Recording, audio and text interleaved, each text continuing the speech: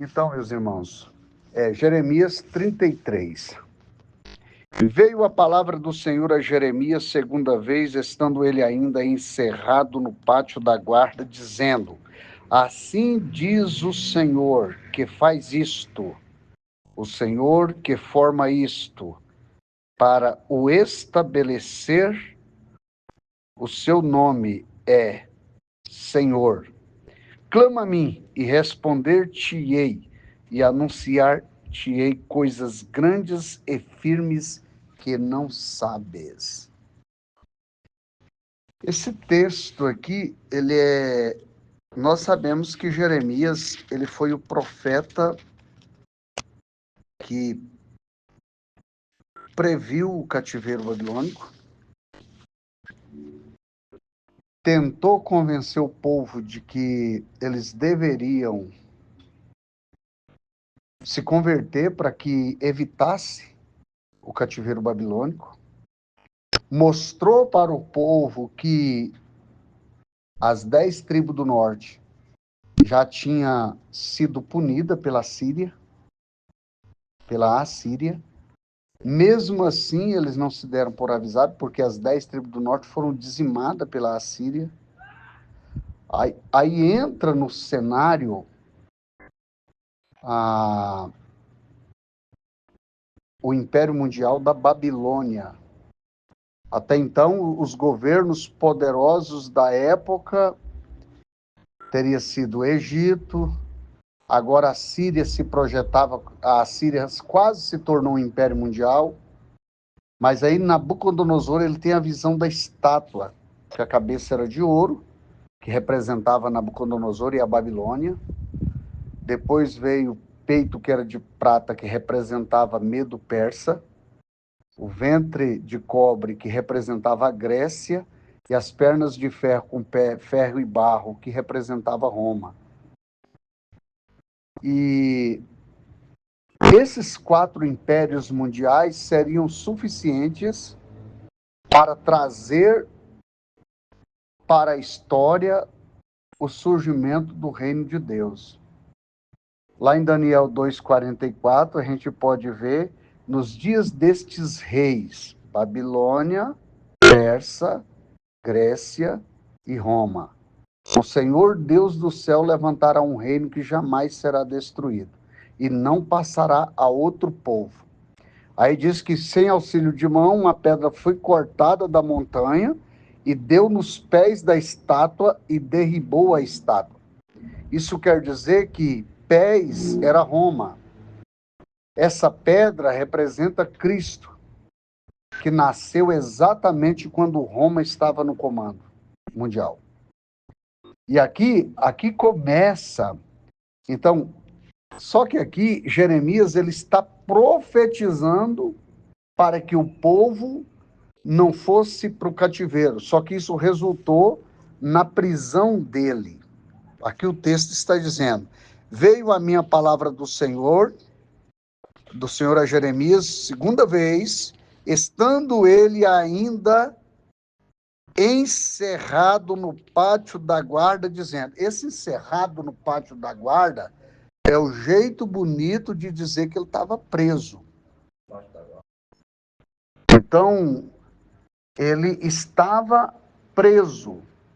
E o Senhor aparece para ele a segunda vez. Vamos imaginar que você está preso por pregar o evangelho, por profetizar pelo nome de Deus, e aí Deus vem te fazer uma visita na prisão. O que você vai pensar? Deus veio me tirar da prisão. E era a segunda vez. E qual que é a notícia? Deus não tirou Jeremias da prisão. E aí, o que acontece? Isso para Jeremias era quase que devastador. Mas poxa vida, eu estou em comunhão, porque senão Deus nem viria me visitar. Eu estou fazendo a vontade de Deus, por causa disso, eu estou passando pelas intempéries que estou passando, pelos problemas que estou passando. E agora ele tem um problema, e o seu problema é exatamente não entender por que estava preso. Se ele estava falando, sendo porta-voz de nada mais, nada menos do que de Deus, e agora ele está preso. Deus tendo poder para livrá-lo, para libertá-lo, para pô-lo em liberdade, e, no entanto, ele está preso. Para ele, isso é algo devastador, inexplicável, entendeu? Não tem como explicar para Jeremias. Só que quando Deus apresenta a segunda vez para ele, no verso 3 aqui, no versículo 2, ele vai dizer: assim diz o Senhor que faz isto, o Senhor que formou isto para o estabelecer, o seu nome é Senhor. Senhor quer dizer dono, quem manda, proprietário. E aqui ele está passando, aí Deus chega para ele e fala assim: clama a mim e responder-te-ei, e anunciar-te-ei coisas grandes e firmes que não sabes. Ele está dizendo assim, Jeremias, ao invés de reclamar, murmurar, clame a mim. Então Deus pega uma cinematográfica e coloca lá dentro de Jerusalém, trazendo as imagens para dentro da cela onde Jeremias estava. Jeremias estava preso. Para ele estava ruim ser preso. Mas lá fora, Nabucodonosor estava matando, degolando, destruindo. Então, quando Deus pega aquelas imagens lá de fora e traz para dentro da prisão e fala para Jeremias, qual que é melhor para você? Estar preso, porém vivo, ou estar livre para ser morto? Então ele disse, clama a mim e responder-te-ei e anunciar-te-ei coisas grandes e fabulosas que não sabe. Quer dizer, se você tivesse, ao invés de reclamar, estivesse orando, você não estava vendo isso. Teve momento da vida de Jeremias, se a gente olhar aqui no capítulo 1 de Jeremias, quando a gente olha isso aqui, para mim, é um dos textos mais bonitos, que diz aqui, ó, capítulo 1, e o versículo do 2 a seguir. A ele veio a palavra do Senhor nos dias de Josias, filho de Amon, rei de Judá, no 13º ano do seu reinado, e lhe veio também nos dias de Joaquim, filho de Josias, rei de Judá, até o fim do ano 10º de Zedequias, filho de Josias, rei de Judá, até que Jerusalém foi levada em cativeiro no 5º mês. E aqui no 4, ele vai dizer assim, ó, assim veio a mim a palavra do Senhor, dizendo, antes que eu te formasse no ventre, eu te conheci. E antes que saísses da madre, te santifiquei, e as nações te dei por profeta. O cara não tinha nem sido formado no ventre. Deus já tinha conhecido ele. Nem existia, Deus já conhecia ele. Nem tinha saído da madre, Deus já tinha santificado ele. E as nações, Deus havia dado ele por profeta. Aí você vem no 5 aqui, no 6, ele vai dizer aqui, ó. Então disse eu, Senhor Jeová, eis que eu não sei falar, porque sou uma criança, quer dizer, não passo de uma criança. E criança aqui não é criança de peito, que está mamando ainda, é uma criança já começando a correr para todo lado. E então Deus está dizendo aqui, ó, quando tu não era nem um feto, tu já era profeta, cara.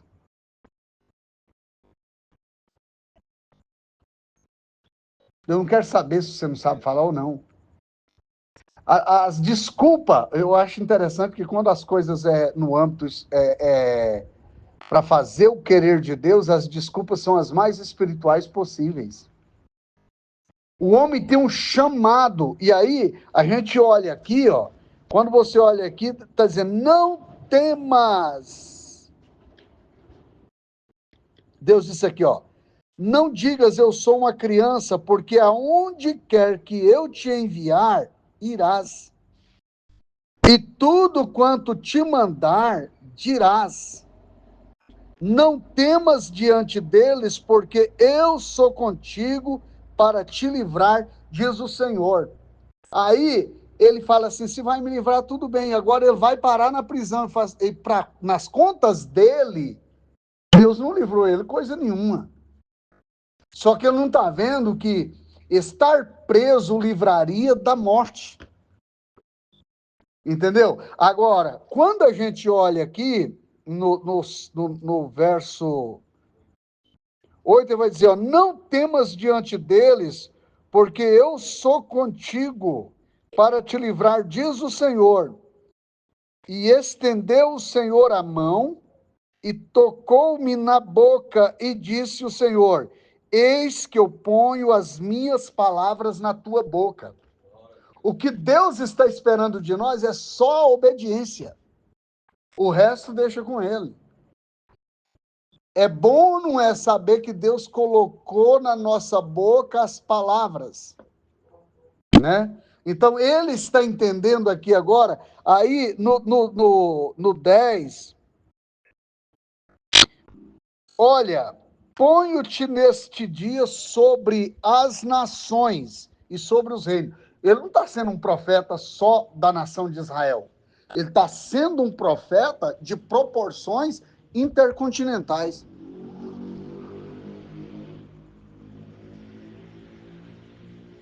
Entendeu? Não é só da nação dele. E aqui, e aí está dizendo, qual que era a finalidade? Profeta para arrancares, para derribares, e para destruíres, e para arruinares, e também para edificares e plantares. Por que aqui teve que arrancar primeiro, derribar, destruir e arruinar, para depois plantar e edificar? Por quê? Primeiro era o cativeiro. Primeiro era tirá-los da terra. Primeiro ia ter templo derribado, casa derribada, muros derribados, tudo arruinado. Mas quando ele diz para plantares e edificares, Deus está dizendo, vocês vão voltar do cativeiro e vão plantar de novo aqui. Vão reedificar esses muros caídos, essas casas derribadas. Vão plantar as vinhas que foram queimadas. Porque Deus é Deus de restituição. Deus é Deus de promessas. E aqui, Deus está mostrando para ele. Só que aqui no capítulo 33, ele está preso e o Senhor vem visitá-lo. E quando o Senhor vem, a esperança que ele tem é de que o Senhor vai tirá-lo da prisão. No entanto, é a segunda vez, Deus sai da visita e ele continua encerrado. Ele continua preso. E aí, só que Deus passa uma reportagem para ele, ao invés de murmurar, ao invés de reclamar, ao invés de ficar na vibe da murmuração, clama a mim e responder-te-ei e anunciar-te-ei coisas grandes e fabulosas, firmes, que não sabes. Quer dizer, se você estivesse orando, não precisava nem de eu ter vindo aqui para mostrar o que estava acontecendo lá fora. Lá fora está uma carnificina, só há mortes. E, no entanto, você está livre. Você está vivo. E quando Nabucodonosor vem, que ele toma Jerusalém, que ele leva o povo para o cativeiro, ele dá para Jeremias a opção de ficar em Israel, ir para a Babilônia ou ir para onde ele quisesse. Aquele Zedequias foi uma pedra no sapato de Jeremias.